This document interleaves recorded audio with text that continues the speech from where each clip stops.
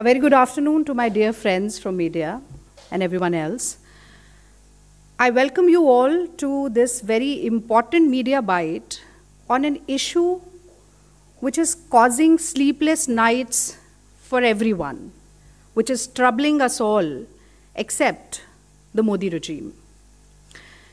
Being national spokesperson of Indian National Congress, the chief opposition party of this country, and also being a student leader, former president of Delhi University Student Union, I believe it is my political and moral responsibility to talk about, to bring to light, the heart-wrenching predicament of students, our children, stuck in a war zone, stuck at various locations in Ukraine, stuck at various borders of Ukraine, stuck in uninhabitable basement areas, stuck in bunkers, stuck without food, without water, without medical attention, stuck in an atmosphere of constant threat of fear, violence, loss of life, and without any support from the Modi regime, from the Foreign Ministry, or the Indian Embassy. We all have seen that videos, visuals, and accounts have been surfacing since last 2-3 days, wherein students are talking about their predicament, students are crying out for help, their parents are crying their throat hoarse, requesting the Modi government to intervene, but to no avail. Especially last night, we have seen a video from the Ukraine-Poland border, wherein various students from our country are being bashed, are being beaten up, are being dragged, are being terrorized, even gunshots are fired. And what is it, if not a matter of shame for Prime Minister Narendra Modi and the BJP government at the center, that they have decided to turn a blind eye and a deaf ear to this entire terrible situation in which Indians have landed in Ukraine. Rahul ji has tweeted today in the morning, and he said that his heart goes out to Indian students suffering such violence and their family forced to watch these videos. No parent should go through this. And he has urged Government of India to share the detailed evacuation plan with those stranded as well as their families. And very importantly, he says that we cannot allow our people to be stranded and abandoned like this. पर मुझे कहना पड़ेगा कि कल मन की बात करने के लिए मोदी जी के पास बहुत समय था, 1 घंटा, 1.5 घंटा, खूब जुबान चलती है उनकी भाषण देने के लिए। लेकिन आश्वासन देने के लिए उन माँ बाप को, उन माता पिताओं को, उन अभिभावकों को जिनके बच्चे फंस गए हैं युद्ध क्षेत्र में, जिनकी जिंदगी का एक एक पल डर और भय के साए में बीत रहा है, मोदी जी की जुबान नहीं चली। कल बहुत दुख हुआ इस बात का। आज उंगलियां बहुत चली ट्विटर पर मोदी जी की, मणिपुर से वोट मांगने के लिए, लेकिन आश्वासन का एक संदेश लिखने के लिए मोदी जी की उंगलियां नहीं चली ट्विटर पर। मोदी जी फंसे हुए हैं उत्तर प्रदेश और मणिपुर के चुनाव में। हमारे उड्डयन मंत्री फंसे हुए हैं भारतीय जनता पार्टी की सदस्यता के अभियान में। हमारा विदेश मंत्रालय फंसा हुआ है विरोधाभासी एडवाइजरी जारी करके गाल बजाने में, और हमारे बच्चे फंसे हुए हैं ऐसी दर्दनाक परिस्थिति में यूक्रेन में। और बहुत शोर सुना होगा आप सब लोगों ने, घर वापसी, घर वापसी, घर वापसी। संघी, भाजपाई और मैं तो कहूंगी मोदी भक्त सारे बहुत शोर मचाते हैं घर वापसी के बारे में। और आज सबसे ज्यादा जरूरी जब हमारे देश के विद्यार्थियों, हमारे देश के बच्चों, भारत मां के बच्चों की घर वापसी है, तो मुंह में दही जम गया है, सन्नाटा पसर गया है। अब घर वापसी का शोर नहीं मचेगा, अब कोई नहीं बोलेगा कि कैसे 20,000 बच्चों को वापस लेकर आया जाए। बिल्कुल ठीक कहा है राहुल गांधी जी ने कि क्या इवैक्यूएशन प्लान है आपका, बताइए। एक बॉर्डर से दूसरे बॉर्डर धक्का खा रहे हैं आज हमारे देश के बच्चे, उनके ऊपर लाठी बरसाई जा रही है, ठंड में बर्फ गिर रही है, वो खड़े हुए हैं, सैकड़ों मील पैदल चल के आ रहे हैं। कल पोलैंड बॉर्डर पर हमने जो दृश्य देखे, उसके बाद हमें यह भी पता चला कि वहां पर भी टूटी फूटी अंग्रेजी में सैनिक कह रहे हैं कि अब आप रोमानिया जाइए, यानी कि एक बॉर्डर से सैकड़ों मील दूर पैदल चल के अब वो रोमानिया जाएं। रोमानिया में कौन मदद करेगा, कोई इसकी गारंटी नहीं है, कोई आश्वासन नहीं है, कोई दखल नहीं है सरकार की। क्रोनोलॉजी की बात करते हैं, बहुत क्रोनोलॉजी की हमने बात सुनी। मैं गड़े मुर्दे नहीं उखाड़ना चाहती, लेकिन अपने देश के नागरिकों की घर वापसी के मामले में, स्वदेश में सुरक्षित पहुंचाने के मामले में मोदी सरकार की क्या विफलताएं रही हैं, क्या नाकामियां रही हैं, इसकी क्रोनोलॉजी भी समझना बहुत ज्यादा जरूरी है। तो विश्व गुरु बनने का तो दंभ भरा जाता है, विश्व गुरु बनना है हमें, लेकिन एक प्लान तक नहीं बना पाते कि अपने लोगों को वापस कैसे लेके आएंगे। मैं कुछ एडवाइजरीज जो जारी की हमारी सरकार ने, और वो किस तरह से विरोधाभासी थी, किस तरह से उन्होंने मदद करने की बजाय और ज्यादा फंसाने, भ्रम और संशय को फैलाने का काम किया, वो मैं आपको बताना चाहती हूं। 26 फरवरी, अभी कुछ दिन पहले ही जो अंतिम एडवाइजरी भारत सरकार की आई थी, उसमें यह कहा गया कि आप जहां हैं वहां बने रहिए और इंडियन एम्बेसी से संपर्क करिए।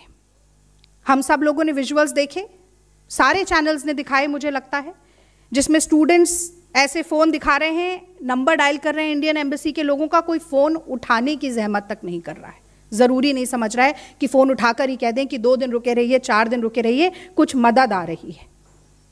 ये हाल है। जहां ब्रिटेन, अमेरिका, जर्मनी, फ्रांस जैसे देशों ने जनवरी से ही आगाह करना शुरू कर दिया था अपने नागरिकों को कि रूस यूक्रेन पर बहुत बड़ी मिलिट्री कार्रवाई कर सकता है और इसीलिए वापस आने में ही भलाई है, हमारे देश में प्रधानमंत्री मोदी जी चुनावी प्रचार में व्यस्त थे।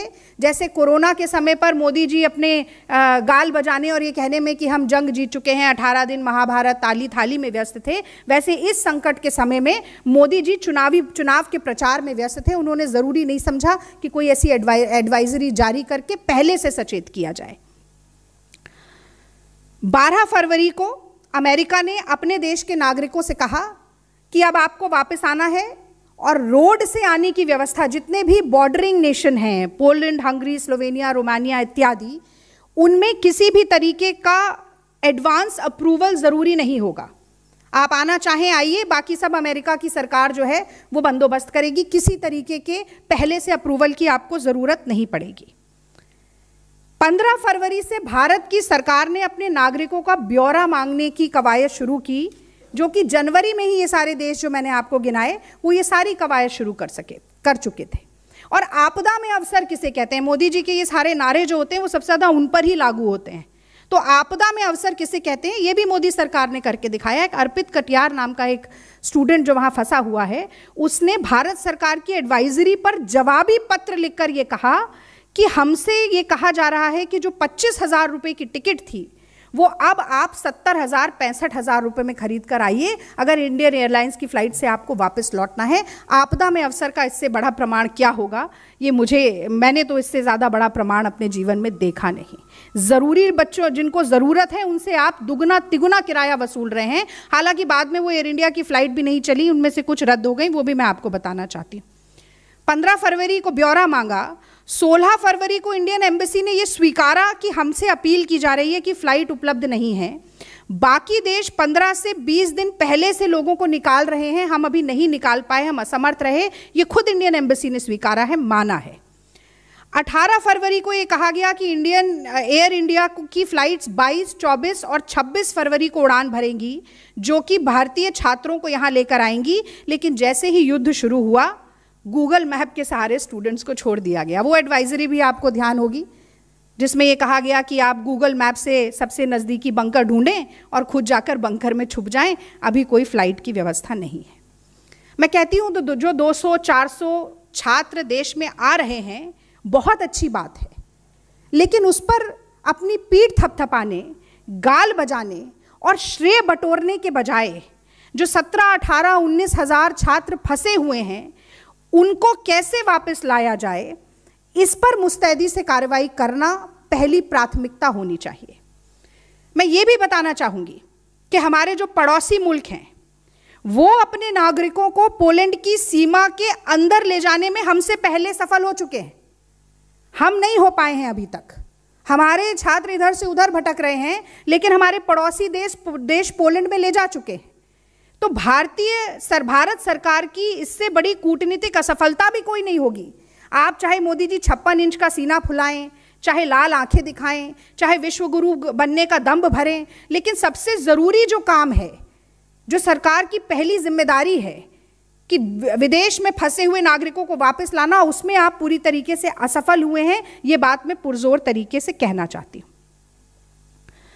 आज एक बात मुझे लगता है भावना के स्तर पर भी जरूर कहनी चाहिए।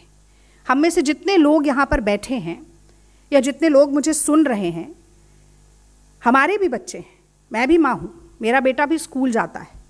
स्कूल कॉलेज में पढ़ने वाला कोई भी छात्रा, हमारा बच्चा अगर 10 मिनट, 15 मिनट, 20 मिनट भी देरी से आता है तो हम घबरा जाते हैं। हमें लगता है क्या हुआ, कोई दुर्घटना तो नहीं घट गई, क्या हो गया, 10-15 मिनट की देरी भी कैसे हो गई। और आज उन माँ बाप के बारे में तो सोचिए मोदी जी, जो ऐसे आपके आगे अपना दामन फैला के भीख मांग रहे हैं कि हमारी मदद की जाए, हमारे बच्चे फंसे हुए हैं। और ये पीड़ा, ये दुख मैं समझ सकती हूँ, आप क्यों नहीं समझ सकते मुझे समझ नहीं आता। आप तो पूरे देश के अभिभावक हैं। कितने वीडियो सामने आ रहे हैं, कोई माँ कह रही है कि मैं लाचार हूँ, मैं इससे ज़्यादा मजबूर मैंने कभी महसूस नहीं किया, मैं अपनी बच्ची से बात नहीं कर पा रही। एक बच्ची का वीडियो आ रहा है, वो कह रही है कि लड़कियों के साथ बदतमीज़ी हो रही है, बाल पकड़ के घसीटा जा रहा है। कल एक प्रमुख चैनल में एक और लड़की ने लाइव उनकी कवरेज हो रही थी, उसमें आकर बोला कि मोदी जी कहाँ हैं मोदी जी। क्यों ऐसा है कि कोई अमेरिकन नागरिक नहीं फंसा, कोई ब्रिटिश नागरिक नहीं फंसा, कोई फ्रांस का नागरिक नहीं फंसा, कोई जर्मनी का नागरिक नहीं फंसा, भारतीय लोग सबसे ज़्यादा फंसे हैं। और क्यों ऐसा है कि भारतीय बच्चों के साथ इतनी बदतमीज़ी, इतनी बदसलूकी हो रही है।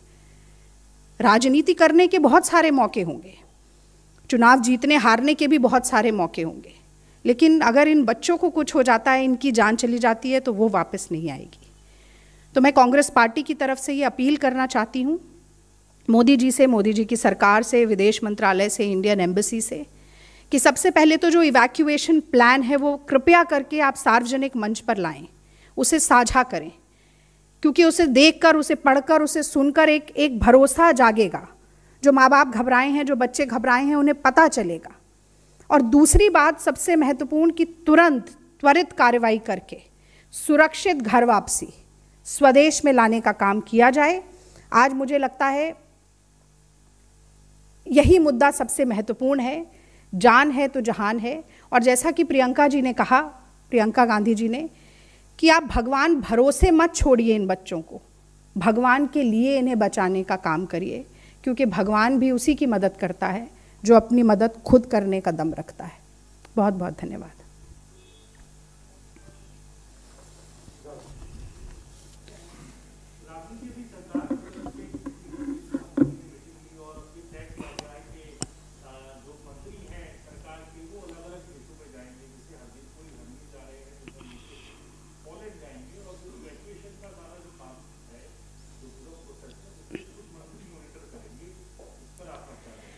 देखिए, भारत सरकार, मोदी सरकार नी जर्क रिएक्शन लेने में बहुत प्रसिद्ध है।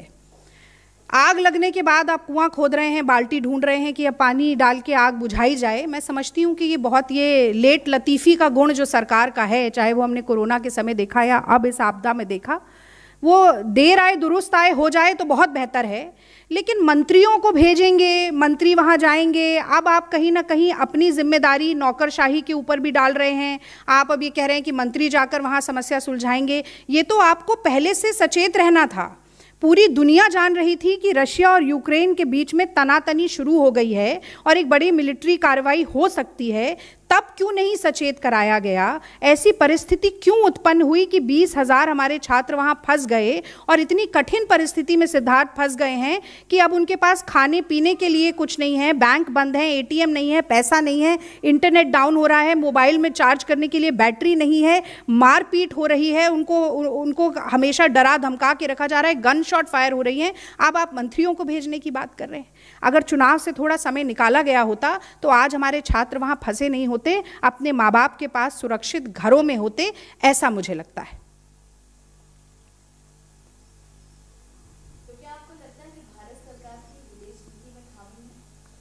देखिए, भारत सरकार की विदेश नीति में तो बहुत खामी है, वो तो हम शुरू से ही कह रहे हैं।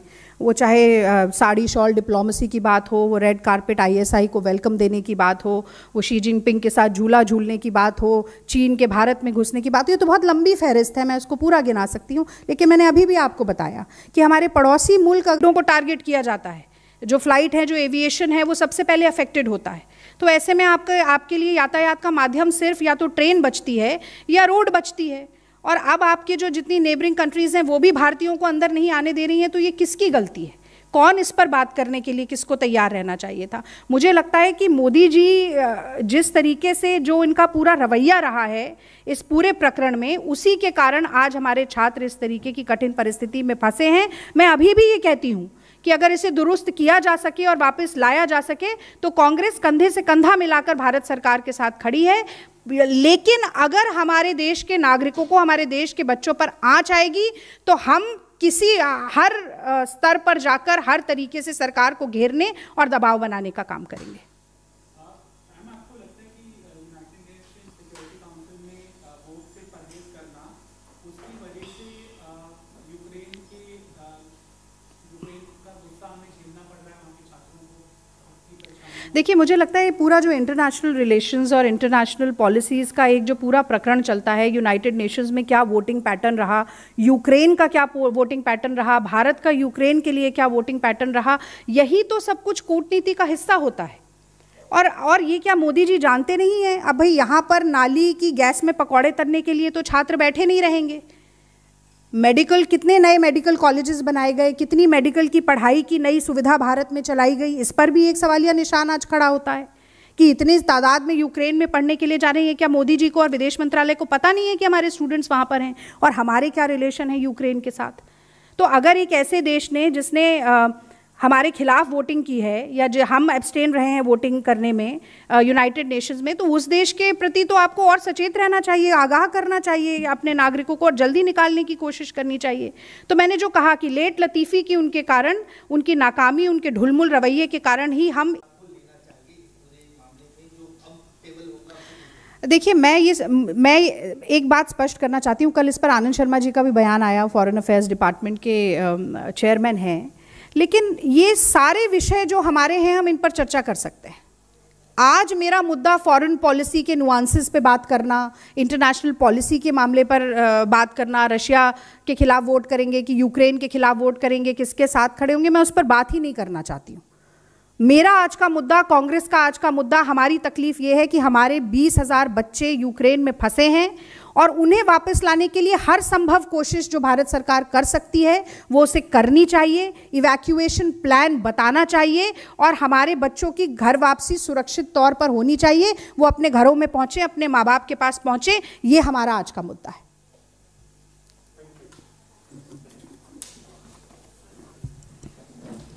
Thank you.